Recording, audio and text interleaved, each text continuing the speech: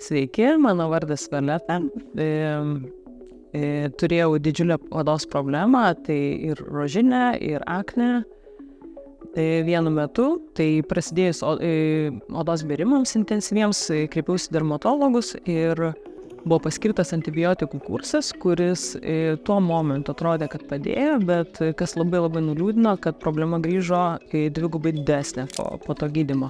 Bėrimų padaugėjo, veidas buvo ištinęs, iš tikrųjų, bėrimai buvo pūlingi. Tada klinika ieškojo modelių, kur norėjo pabandyti savo metodus gydant šitas problemas mano. Tai buvo padaryta intensyvus kursas rūgštinių procedūrų, buvo dirbama su glikolio rūgštimi, kas iš principo visiškai išsprendė mano problemą. Tos procedūros vyko apie 3 mėnesius, labai intensyviai, savaitę kartą, taikant skirtingo stiprumo rūgštis.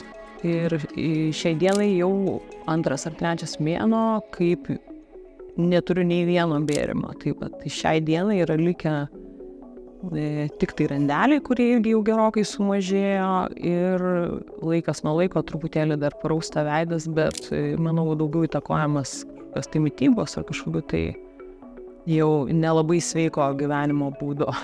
Tai kas labai nustebino iš tikro, kad kosmetologinės procedūros iš principo gali išspręsti tokio dydžio problemą. Labai patiko tas požiūris į problemos sprendimą iš esmės ir buvo paskirta priežiūrai namuose prausiklis ir kremas su rūgštimis.